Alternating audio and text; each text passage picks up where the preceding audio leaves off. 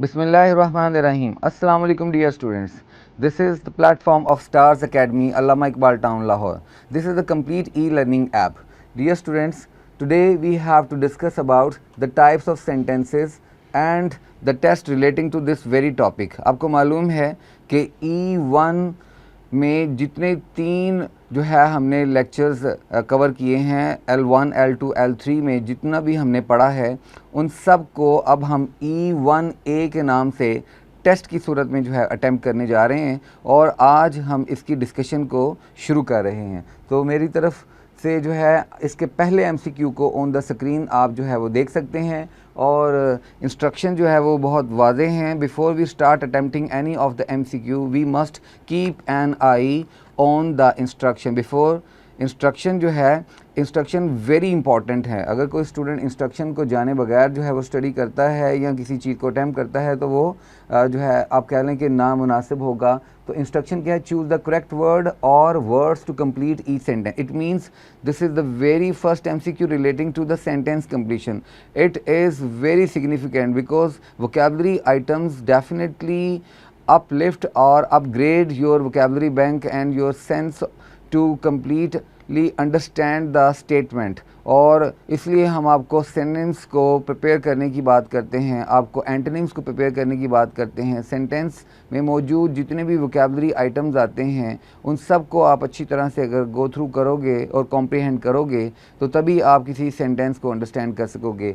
Look at the very first MCQ that is on the screen. और blank है, sometime single blank होती है, sometime double blank होती है।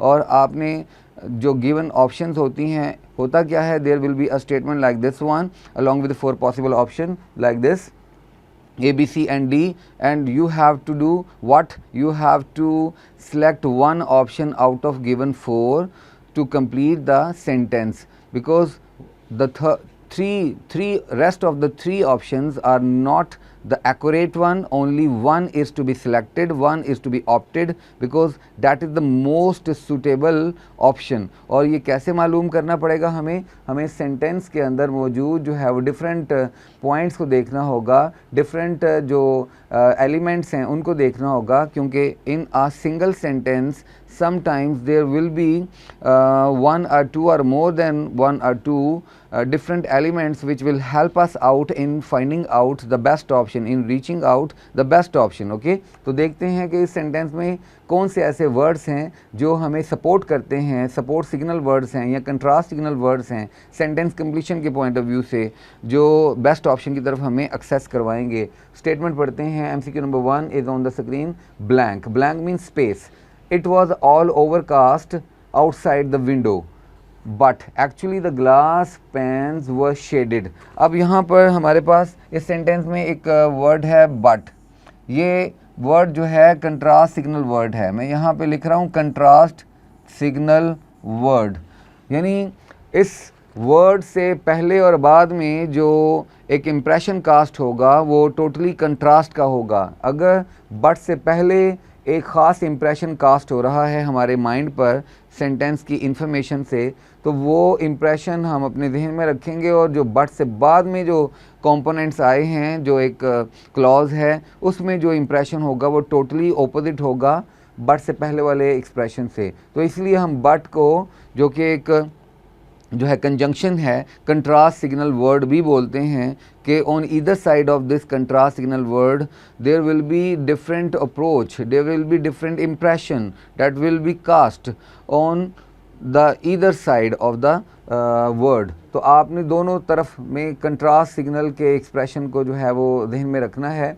तो अब देखते हैं इट वाज ऑल ओवरकास्ट। इससे पता चला कि आउटसाइड द विंडो जो है वो हमें लगता है कि ओवरकास्ट है, यानी मतलब अबर आलूद है, मौसम कुछ जो है वो बारिश का सा है। बट एक्चुअली, लेकिन एक्चुअली से पता चला but actually the glass panes were shaded, लेकिन हकीकत इससे मुख्तलिफ थी। असल में ग्लास पेन जो है, विंडो पेन्स जो हैं उस पर जो ग्लास है वो क्लियर नहीं था, वो ट्रांसपेरेंट नहीं था, वो शेडेड था। या कह लें कि उसके ऊपर कोई जो है उसकी वो क्लीन नहीं था, या उस पर कुछ डस्ट थी या ह्यूमिडिटी थी, या फिर उसके ऊपर कोई ब्लाइंड था, जिस वजह से ऐसा फील हो रहा था कि इनसाइड द रूम इन्वायरमेंट जो है वो थोड़ी जो है वो ऐसी है कि जो मतलब बहुत ब्राइट नहीं है, बाहर का मौसम जो है थोड़ा क्लियर नहीं है, थोड़ा आप कह लें कि बारिश का सा मौसम है। It was all over outside the window. अब यहाँ पे 4 ऑप्शन है। अल्फा ऑप्शन में लिखा है ब्रिस्कली। ब्रिस्कली का मतलब होता है क्विकली, स्पीडली, सडनली। तो ब्रिस्कली तो यहाँ पर जो है वो आप प्लेस करके देखें, प्लेसिंग एंड रिप्लेसिंग की एक्सरसाइज करें। You have to put this very word in the blank और इसको मिल के पढ़ते हैं। Briskly it was all overcast outside the window. Briskly means suddenly it was all overcast. ये जो है यहाँ पर सूट नहीं कर रहा ब्रिस्कली, जिसका मीनिंग सडनली है या क्विकली है। Beta option truly. Truly it was all overcast outside the window. हम जानबूझ कर स्टेटमेंट को अगेन एंड अगेन पढ़ रहे हैं ताकि किसी एक ऑप्शन को उसके साथ अटैच करके ब्लैंक में पुट करके तो पढ़ें तो शायद कोई इंप्रेशन जो है वो अच्छा सा बन जाए। लेकिन ये ट्रूली से भी जो है वो नहीं बना। Truly it was all overcast outside the window, तो हकीकी, ट्रूली मीन हकीकी मतलब एक्चुअली। और फिर नेक्स्ट है चार्ली में मैनिफेस्टली। मैनिफेस्टली का मतलब जो है वो क्या होगा, अपेरेंटली, अपेरेंटली, सीमिंगली। तो ये सीमिंगली या अपेरेंटली मैनिफेस्टली का मतलब है मैनिफेस्टेशन से होता है।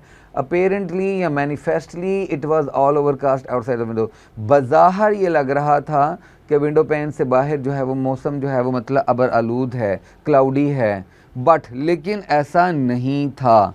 तो ये मैनिफेस्टली अभी तक जो है कुछ अपीलिंग है ऑप्शन, कुछ बेहतर लग रही है। डेल्टा में सैडली। सैडली का तो यहाँ पर जो है वो कोई जो है आप कह लें कि आउट ऑफ द वे जाके इसको जो है प्लेस किया गया, तो इसको तो डिस्कस करने की भी ज़रूरत नहीं है। तो dear student, 4 options are all together there. We have discussed each option along with the meaning and sense of the option, and we put one after another option in the blank. The third option, I mean Charlie one, is the most suitable according to the sense, meaning and the placement. So Charlie is to be the best one. It is to be declared the best option just because of its meaning, sense and placement. तो हम यहाँ पर manifestly को अगर place करें, manifestly mean apparently, seemingly, it was all overcast outside the window but actually the glass panes were shaded. तो dear student, इस तरह हम कंप्यूटर से भी हेल्प लेते हैं कि वो कौन सी ऑप्शन को क्लिक करता है। लुक, मैनिफेस्टली को ही वो सपोर्ट करता है।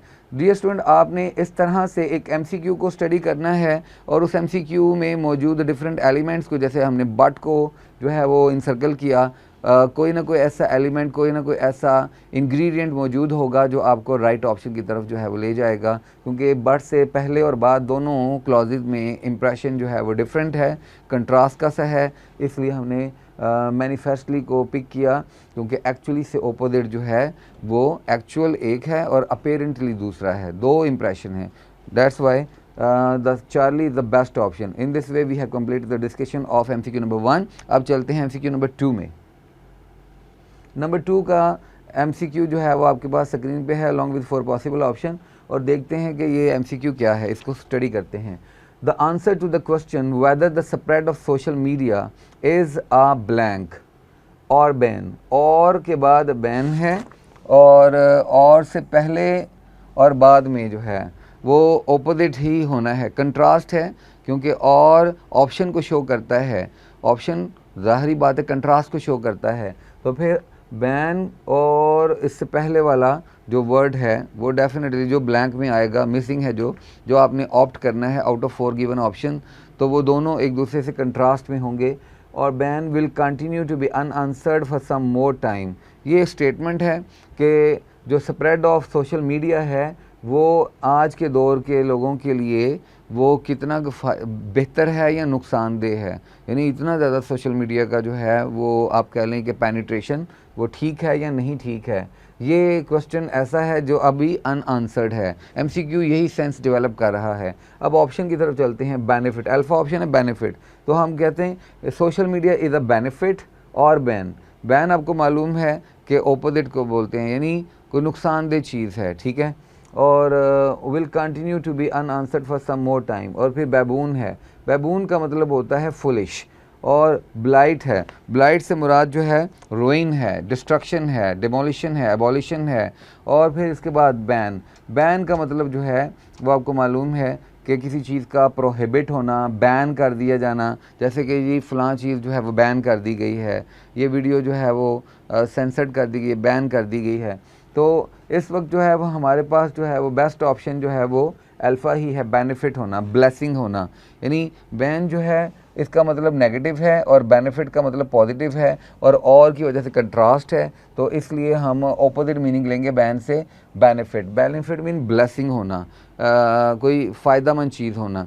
तो best option dear student alpha है, लुक यही बेस्ट ऑप्शन है। इससे आगे एमसीक्यू में बढ़ते हैं, नंबर 3 में चलें। यहाँ पर 4 ऑप्शन हमारे पास आ चुकी हैं और स्टेटमेंट पढ़ते हैं। पावर एंड अथॉरिटी, दोनों वर्ड्स इंपॉर्टेंट हैं, पावर और अथॉरिटी। कहते हैं ना एब्सोल्यूट पावर करप्ट्स एब्सोल्यूटली, यानी ये एक बहुत बड़ी जो है वो मैक्सिम भी है जो दुनिया में इस्टेब्लिश है। तो पावर एंड अथॉरिटी जब आती है किसी के पास तो have always been the most blank and prestigious. अब डियर स्टूडेंट ये जो वर्ड एंड आ चुका है ये सपोर्ट सिग्नल वर्ड है, इसे क्या बोलते हैं, सपोर्ट सिग्नल वर्ड।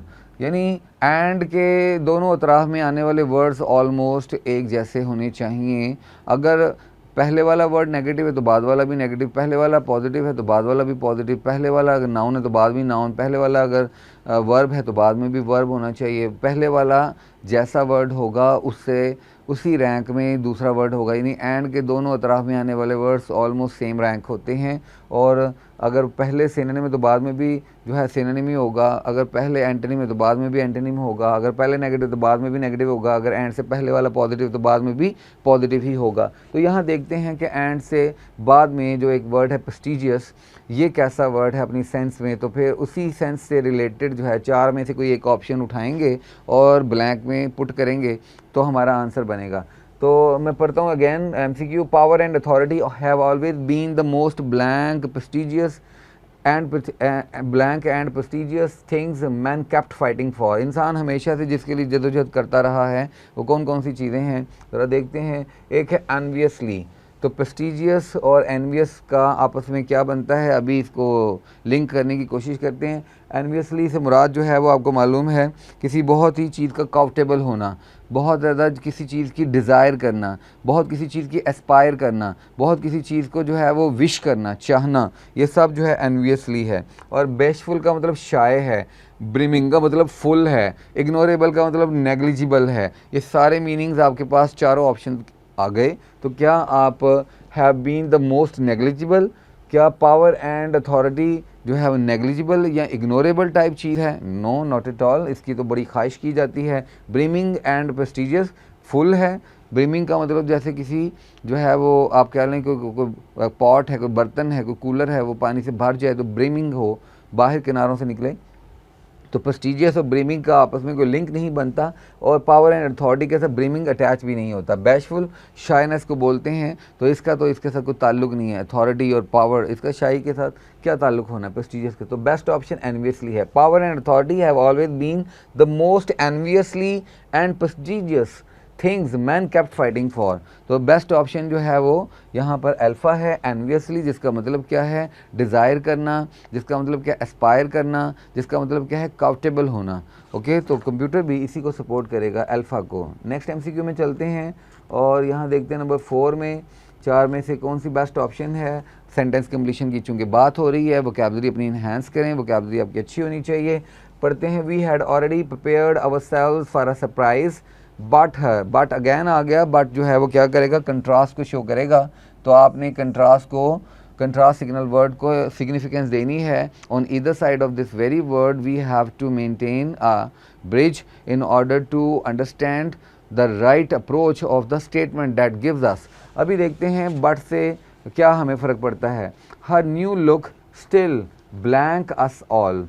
ठीक है जी, we had already prepared ourselves for a surprise. हम पहले ही माइंड बना चुके थे कि कुछ सरप्राइज होगा, लेकिन फिर क्या हुआ, her new look still blank us all. अब एक्सेंचुएट है एक वर्ड, एक्सेंचुएट का मतलब क्या होगा हमारे पास में, यानी किसी चीज़ पे एम्फसाइज करना, बहुत ज़्यादा जोर देना। एब्रप्ट का मतलब है सडन, अचानक, और बिविल्डर्ड का मतलब होता है हैरान कर देना, हक्का बक्का कर देना, एस्टॉनिश कर देना, टेकन अबैक कर देना। स्टबन का मतलब है जो है, स्टबन से मुराद होगा कोई बंदा जो है वो बड़ा ही ज़िद्दी हो, बहुत ही किसी चीज़ के ऊपर ऑब्स्टिनेट हो, इससे मुराद स्टबन है। चारों ऑप्शन में से एक एक को जो है पुट करते हैं ब्लैंक में। Accentuate us all, her new look still accentuated us all. Accentuated us का मतलब मैं पहले बता चुका कि एम्फेसाइज करना। एक्सेंचुएट मीन क्या उसने हमें एम्फेसाइज किया है? No not at all, abrupted us all.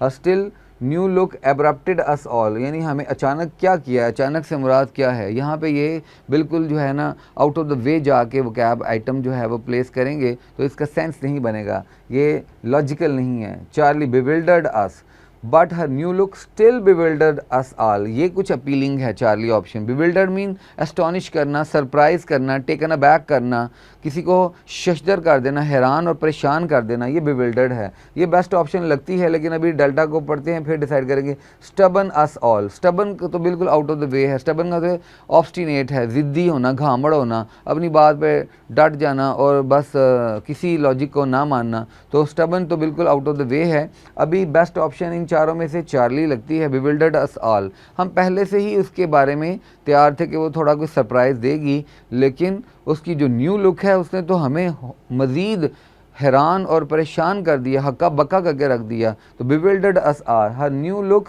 Still bewildered us all. तो best option Charlie according to this statement. Next MCQ में चलते हैं, लेकिन before we start the next MCQ we must ponder over the statement over here, I mean the instruction, that is the most important thing to be understood। statement क्या है? choose the coordinating conjunction। dear student, coordinating conjunction जो है वो कौन से होते हैं? यानी ये बट वगैरह, फैन बॉयज कंजंक्शन को आप कोऑर्डिनेटिंग कंजंक्शन बोलते हैं। बट है, और है, सो है, फॉर है, ये सब इनको आपने चूज़ करना है। ये क्या करते हैं coordinating conjunction? That is joining two independent clauses, दो इंडिपेंडेंट क्लॉजेज को ज्वाइन करते हैं। इंडिपेंडेंट क्लॉज क्या होती है? आई सी, जिसे आप इंडिपेंडेंट क्लॉज बोलते हैं, यानी एक कंप्लीट सेंस कन्वेड एक्सप्रेशन होता है, उसे इंडिपेंडेंट क्लॉज बोलते हैं। एक डिपेंडेंट क्लॉज होती है, उसे किसी न किसी और जो है आप कह लें ग्रुप ऑफ वर्ड्स की ज़रूरत होती है अपनी सेंस को कंप्लीट और कन्वे करने के लिए। ओके, तो यहाँ दो इंडिपेंडेंट क्लॉजेज होंगी इस एक एक्सप्रेशन में, जिनको दो इंडिपेंडेंट क्लॉजेज को एक कोऑर्डिनेट कंजंक्शन जो है वो ज्वाइन करवाएगा, कोऑर्डिनेट करेगा, एक दूसरे को लिंक करेगा, ब्रिज करेगा, वेड करेगा। तो देखते हैं वो कहाँ पर है। I been waiting for you since many years but you never cared. अब देखिएगा यहाँ पर कोऑर्डिनेट कंजंक्शन क्या है। कोऑर्डिनेट कंजंक्शन जानने से पहले आप इंडिपेंडेंट क्लॉजेज को ज़रा अंडरस्टैंड कर लें। I been waiting for you since many years, तो ये तो पूरी की पूरी जो है ना, जो मैं एरिया अंडरलाइन कर रहा हूँ, ये एक आईसी है। ओके, इंडिपेंडेंट क्लॉज है। नेक्स्ट इंडिपेंडेंट क्लॉज देखते हैं, you never cared, you never cared, ये भी एक इंडिपेंडेंट क्लॉज है। ओके, अब इन दोनों को जो कंबाइन कर रहा है वो बट है, और ये क्या है? ये कंजंक्शन है, और कंजंक्शन कौन सा है?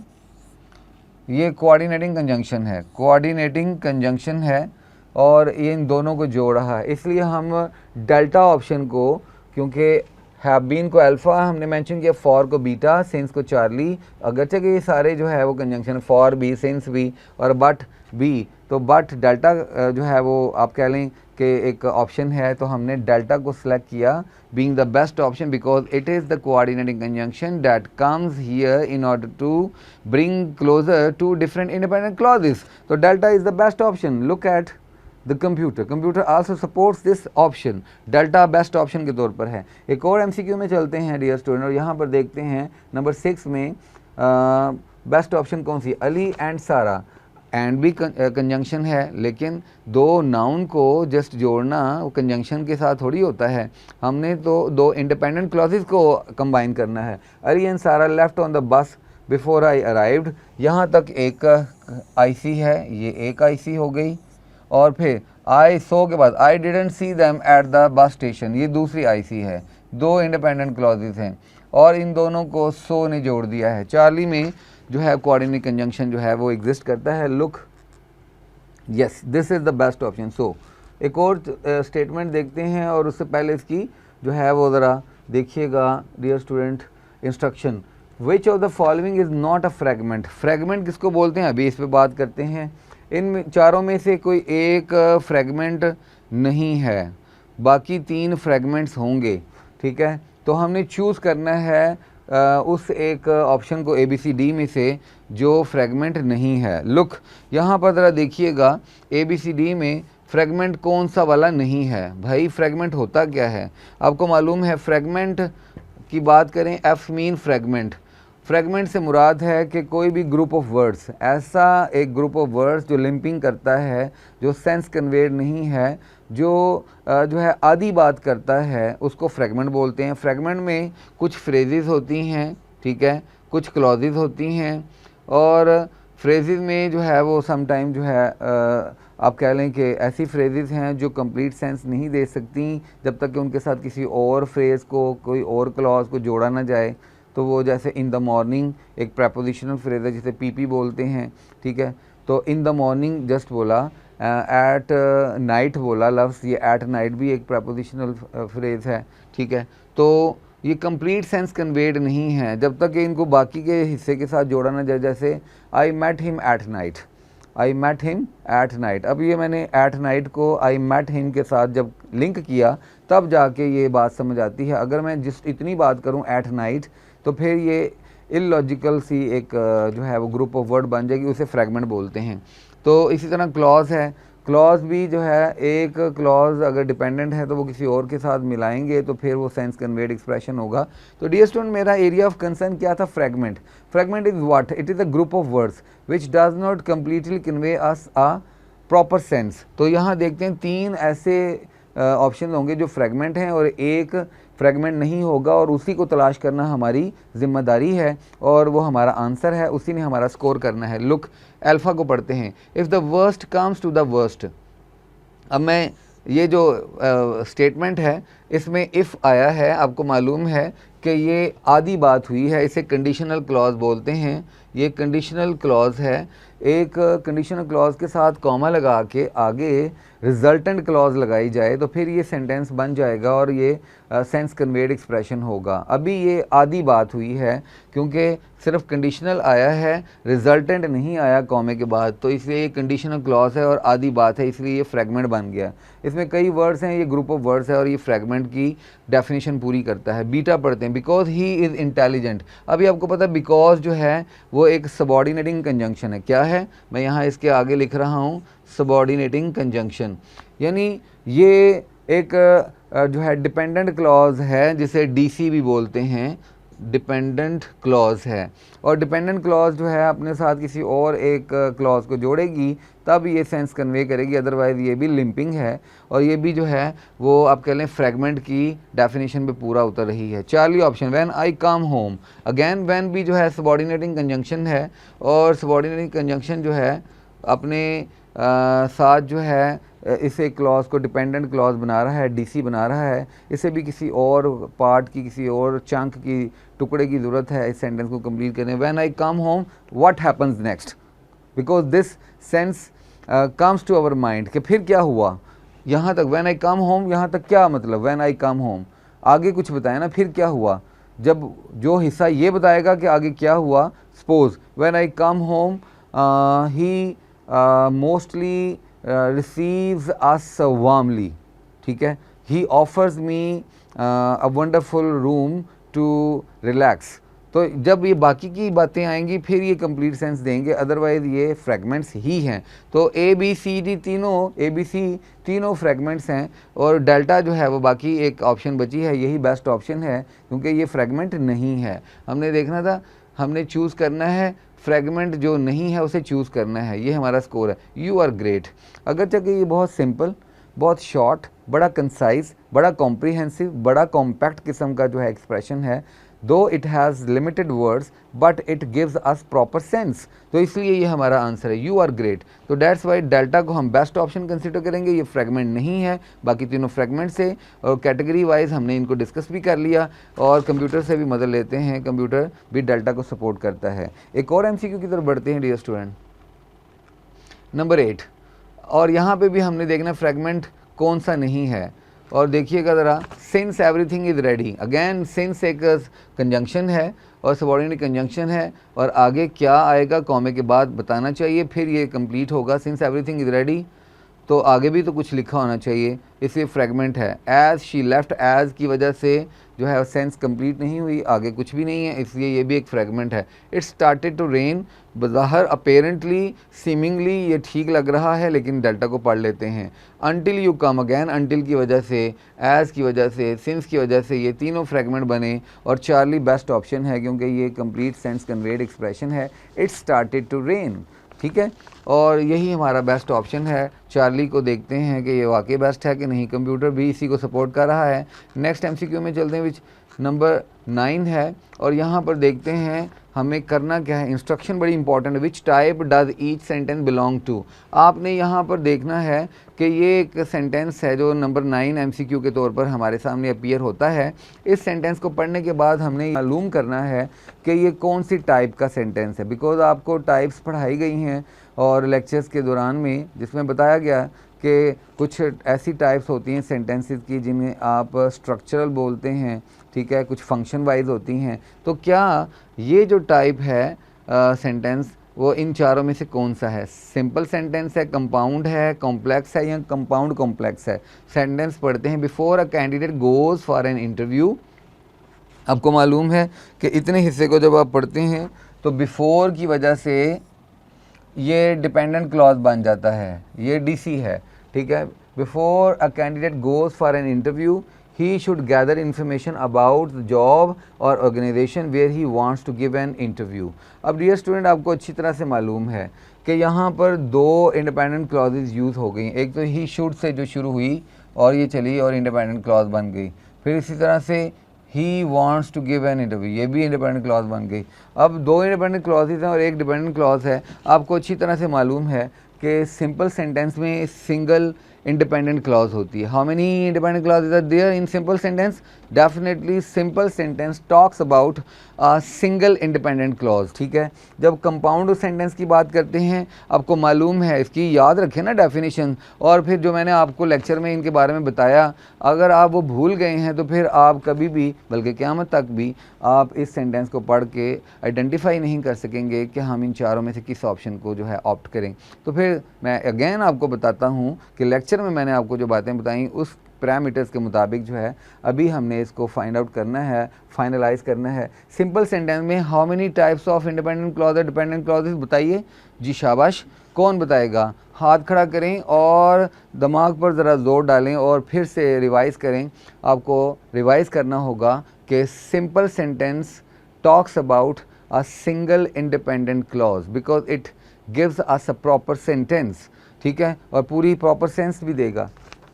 इसमें एक इंडिपेंडेंट क्लॉज होगी बीटा कंपाउंड सेंटेंस। कंपाउंड का मतलब ही दो डिफरेंट इंडिपेंडेंट क्लॉजेस को आप एक दूसरे के साथ लिंक करोगे, कभी सेमीकोलन के साथ, कभी जो है वो आप कॉमा वगैरह लगा के, तो दो डिफरेंट इंडिपेंडेंट क्लॉजेस आएंगी तो कंपाउंड सेंटेंस होगा। चार्ली में चलते हैं, इसमें एक इंडिपेंडेंट क्लॉज होगी और एक या एक से ज़्यादा जो है डिपेंडेंट क्लॉजेस होंगी कॉम्प्लेक्स में, और फिर डेल्टा में दो इंडिपेंडेंट क्लॉजेस होंगी और एक या एक से ज़्यादा जो है वो डिपेंडेंट क्लॉजेस होंगी।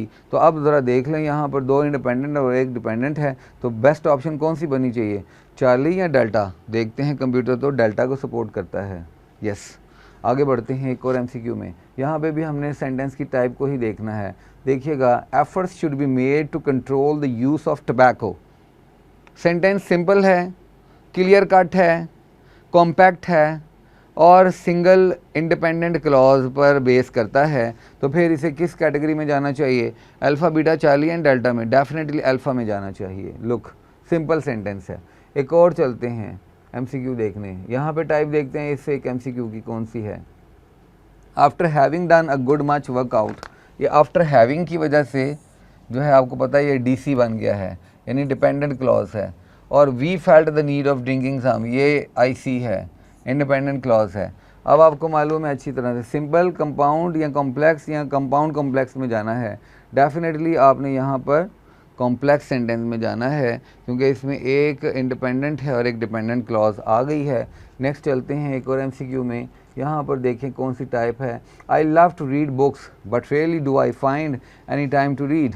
अगेन यहाँ पर जो है वो दो क्लॉजेज यूज़ हुई हैं और आपको अच्छी तरह मालूम है दोनों क्लॉजेज सेंस कन्वे कर रही हैं, और अब इनको किस कैटेगरी में, ए बी सी डी में जाना चाहिए? डेफिनेटली आप कहेंगे कि इसे बीटा में जाना चाहिए क्योंकि कंपाउंड क्लासेस कंपाउंड सेंटेंस के अंदर दो इंडिपेंडेंट क्लॉजेस होती हैं, I find any time to read और फिर I love to read books, ये दोनों क्लॉजेज जो है इंडिपेंडेंट हैं। नेक्स्ट एमसीक्यू में आ जाएं डियर स्टूडेंट, यहाँ पर सेंटेंस को पढ़ते हैं और इसकी इंस्ट्रक्शन को भी जानने की कोशिश करते हैं। इंस्ट्रक्शन बड़ी सिंपल सी हैं, आप गौर कीजिएगा कि 4 अल्टरनेटिव सेंटेंसेस हैं जिनमें से चूज़ करना है आपने किसी एक को जो कि करेक्ट होगा, और उसमें कोई कॉमा, कोई सप्लाइज, कोई फॉल्टी कोऑर्डिनेशन और रन ऑन एक्सप्रेशन नहीं होगा। यानी आपने 4 में से एक ऑप्शन जो कि बेस्ट ऑप्शन है उसे चूज़ करना है। 3 में एरर है, ज़रा देखते हैं एरर क्या क्या हो सकते हैं। अल्फा ऑप्शन है I look at the sky but the sky is empty. ये जो बट है ये तो कंट्रास्ट को शो कर रहा है,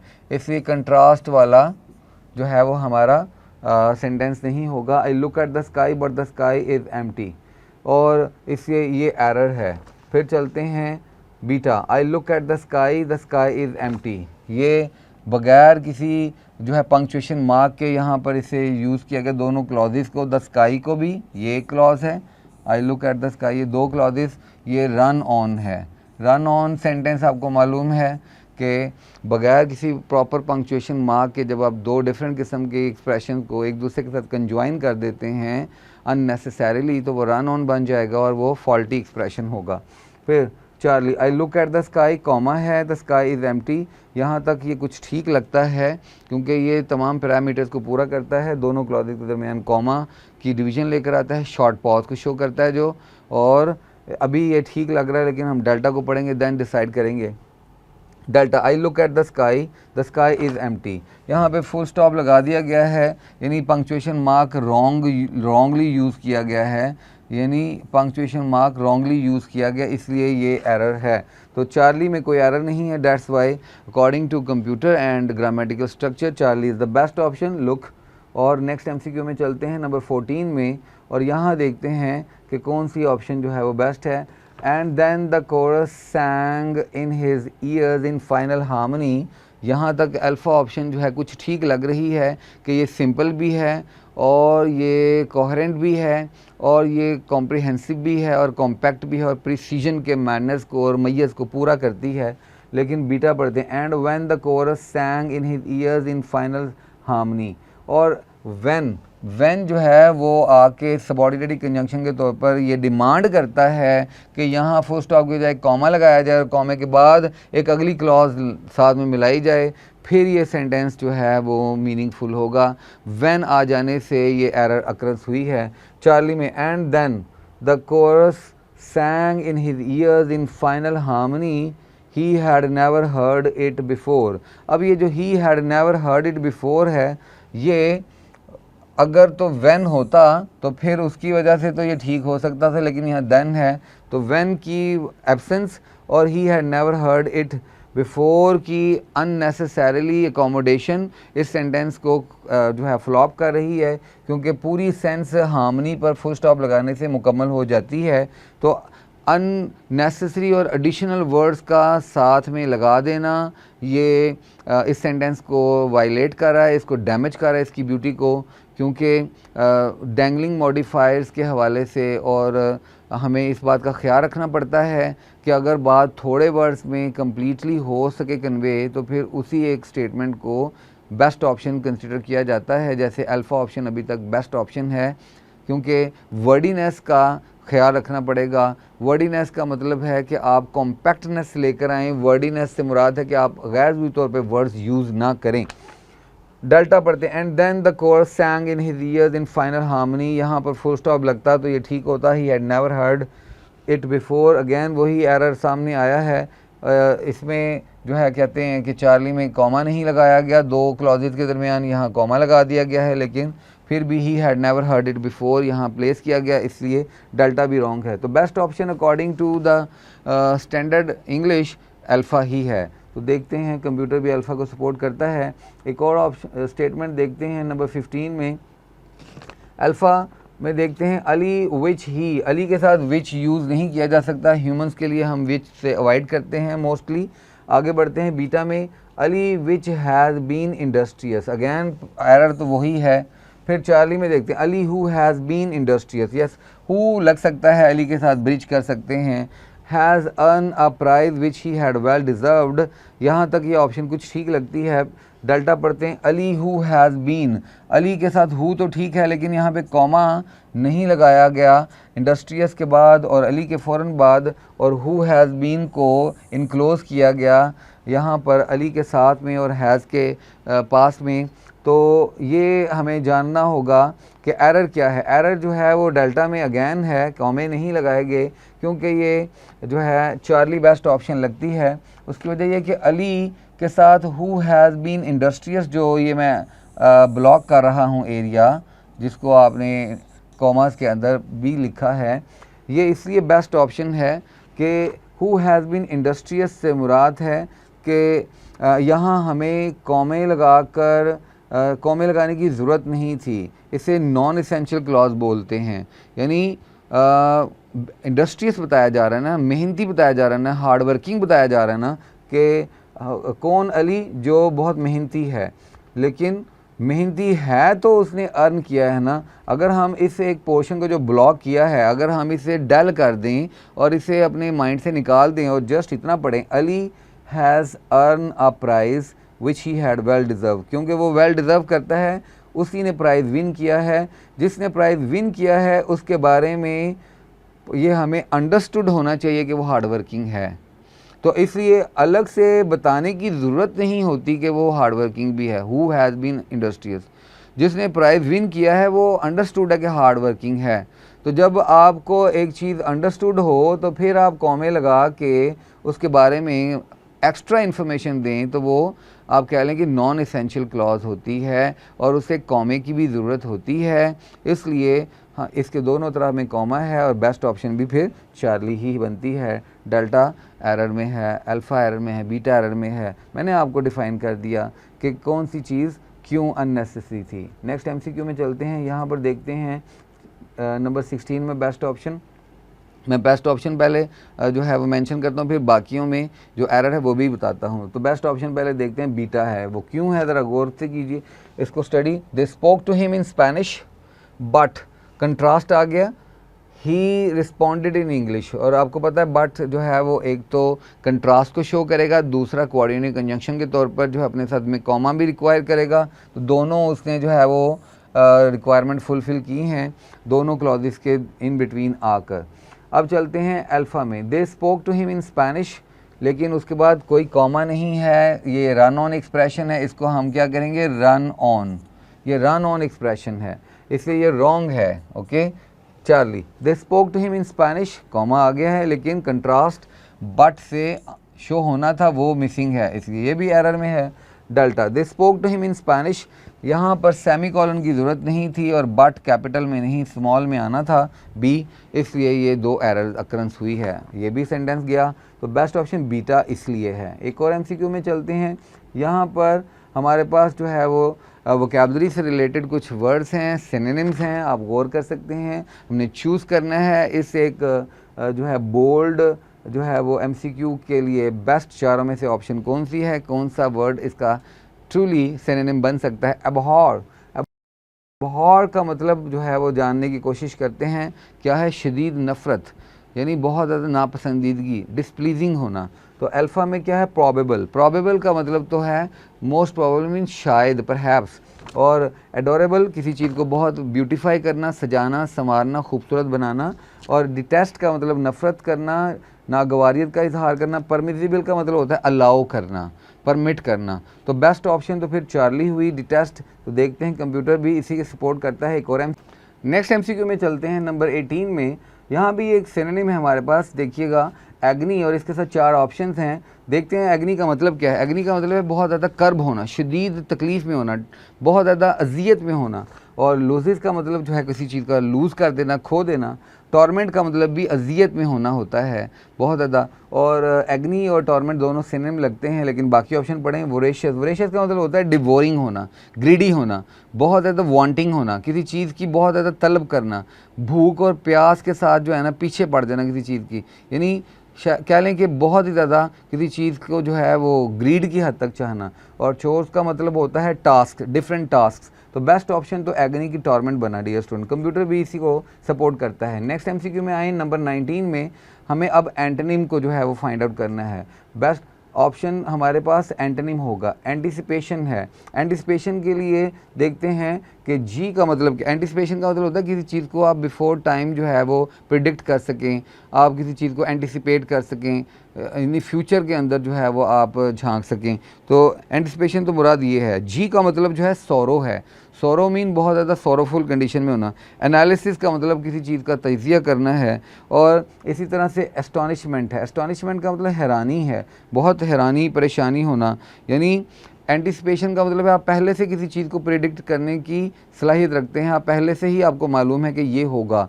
लेकिन एस्टॉनिशमेंट का मतलब हैरानी होना, यानी आप हैरान हो जाएं, ये इसका एंटोनिम बनता है एंटिसिपेशन का। और साय जो है वो आह भरना होता है। तो best option dear student Charlie है, एस्टॉनिशमेंट। नेक्स्ट एमसीक्यू देखते हैं, इसमें भी एंटोनिम हमें फाइंड आउट करना होगा, एटिक। एटिक का जो है वो 4 ऑप्शन है हमारे पास। एटिक से मुराद जो है क्या है, हमने एंटोनिम देखना है। एटिक से मुराद कोई ऐसी बलाई मंजिल है, कोई फर्स्ट फ्लोर है, सेकंड फ्लोर है, इसे एटिक बोलते हैं।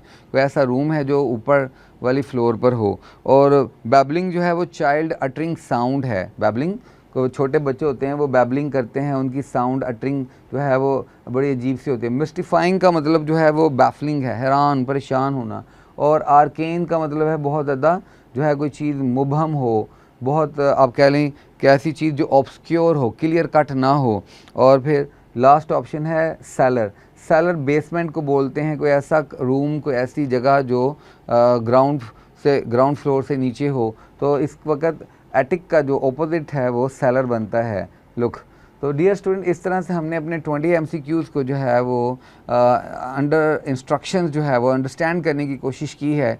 तो आई होप कि आपके लिए E1A में जो लेक्चर 1, लेक्चर 2, लेक्चर 3 में हमने स्टडी की है, जिन टॉपिक्स को टाइप्स ऑफ सेंटेंसेस के हवाले से और वोकैबुलरी के हवाले से आपने उसको जो है आज टेस्ट की सूरत में अटैम्प्ट किया और अपने टेस्ट को मेरे साथ में डिस्कशन के अंदर आकर ज़्यादा से ज़्यादा अच्छे तरीके से अंडरस्टैंड करने की कोशिश की होगी। होपफुली आपका अच्छा स्कोर होगा। अगर कम स्कोर है तो वरी होने की ज़रूरत नहीं है, अपने नेक्स्ट टेस्ट में और ज़्यादा प्रेपरेशन करके आइए। इसी के साथ हम अपने नेक्स्ट टेस्ट की तरफ बढ़ते हैं और आज को यहाँ पर इस टेस्ट की डिस्कशन ख़त्म करते हैं। अपना ढेर सारा ख्याल रखें, खुश रहें। Thank you very much.